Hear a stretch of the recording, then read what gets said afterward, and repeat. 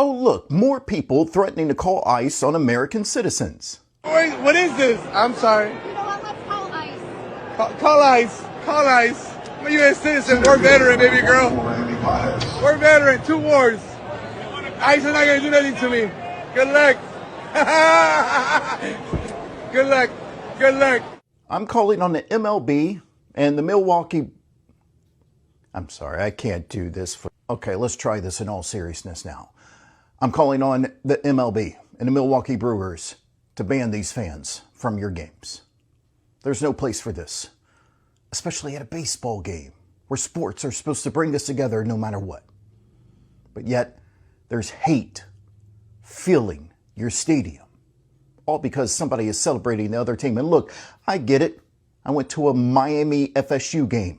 As a hardcore Florida State fan, it made me sick to watch those Miami Hurricanes celebrating in our stadium. Last I checked, her team is all full of Latino players. Golly, the hypocrisy is crazy. And I understand it's freedom of speech, but you can't just be threatening people like that. The woman in the video is Shannon Koblau, I can't say that. And her employer, Manpower Group, a Milwaukee-based staffing company, confirmed October 15th that she is no longer with the organization. She also resigned from her role on the board of directors at Make-A-Wish, Wisconsin. Bye, bitch!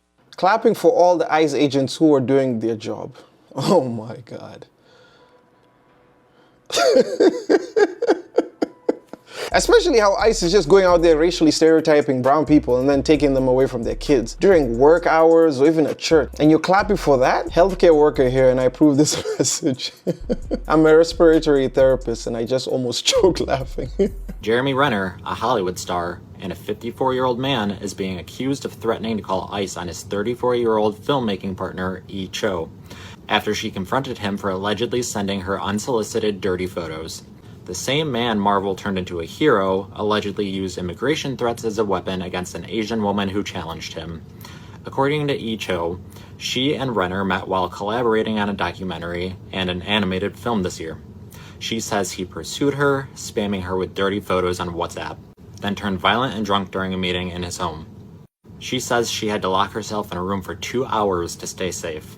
And when she finally called him out, told him to respect her as a woman and a filmmaker, he allegedly replied that immigration will be notified. He threatened to call ICE on the woman he worked with, on the woman he dated. This is the same Hollywood rot we keep pretending doesn't exist, where men can harass, humiliate, and weaponize fear, and the industry just shrugs. This is not Hawkeye, this is cowardice. And we're tired of it. So you thought by threatening ICE on her, she was all of a sudden going to be attracted to you. This pisses me off because Hawkeye is such a great concept made by Stan Lee and ruined by a drunkard. Hawkeye would hate Jeremy Renner. Some people in the comment section are saying things I'm not able to corroborate if they're true or not, but it's so disgusting how people are now taking advantage of this situation to get what they want. Zach Siegel is the president of the Boston University College Republicans. We talked to him in September after Charlie Kirk was killed. Siegel is now claiming on social media that he is the reason ICE showed up at an Alston car wash earlier this month and hauled off 9 employees. Siegel posting on X, "I've been calling ICE for months on end. This week they finally responded to my request to detain these criminals. As someone who lives in the neighborhood, I've seen how American jobs are being given away to those with no right to be here. Pump up the numbers." It's frankly appalling to see somebody that's proud of destroying an entire family, an entire community. These people, all 9 of them, no criminal records at all, yet he's referring to them as criminals. Todd Pomerleau is the attorney who represents the 9 detainees, 5 women and 4 men. He says Siegel, who was born in London and schooled in the UK, according to the BU Athletics website, certainly can exercise his First Amendment rights here in the U.S. But Pomerleau finds his arguments ironic.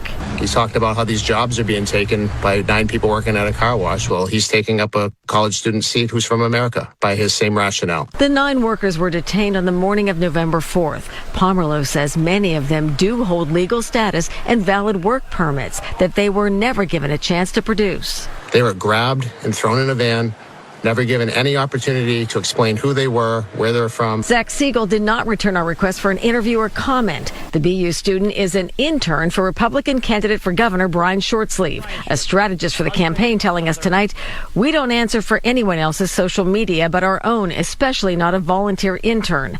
Brian has been clear that he supports enforcing our laws, including our immigration laws, and he supports due process. Weaponizing ICE isn't a First Amendment right. It sure isn't. Man, send that guy back to his country. You're a guy from the UK thinking that this is your country, calling other people criminals when they're just doing their damn jobs. You know damn well you're not doing that for the people. People doing their jobs is criminal work, apparently, to this fool. Ah, yes, so glad he saved the highly coveted, high-paying wage job as a washer at a car wash. Right, totally not for any other reason. Proves it's color and not law. Facts. Someone's like, it's not like everyone could call ICE on Zach Siegel. It's not like everyone can call ICE on Zach.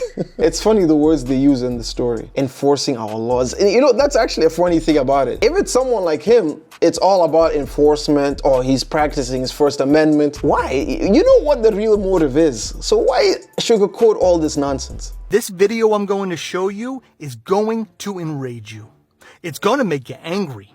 A Washington construction company hired undocumented immigrants to do a roofing job in Washington. When the job was done, they called ICE to deport them so they wouldn't have to pay them. Watch the video. Tem dois aqui, ali, tem a maca ali, tem o bombeiro já tá preparando para subir a lá 3. Get the fire truck to get them off the roof. The ice on the fire truck. Unbelievable. Cai aqui em vez, mano. Ô Michel! Ô Michel! The United States has lost all sense of humanity, all sense of empathy, all sense of what it is to be a moral human being. Remember this, it's stuff just like this when you go in the midterms to vote. Vote against this. This is not who we are.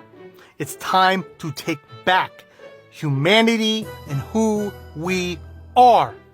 Tell me what you guys think in the comments. Everyone, meet Kyle Seabuth, a Rhode Island realtor who threatened to call ICE on a buyer and then offered $20,000 to kill this very story and go local. That's where I'm sourcing this from. Now, Kyle sent the family some very disgusting and threatening text messages, which they sent to the Go Local team. And once he found out about it, he was not happy at all. He had his attorney reach out to the family and say, quote, Kyle is offering you $20,000 if the story doesn't run, and you agree to enter into a confidentiality agreement. Seabuth then also called the Go Local team, where he said there's 15 different sides to this, played the victim, you know the shtick by now. And Go Local explained to him that they had the text messages and they were going to go ahead and publish this story.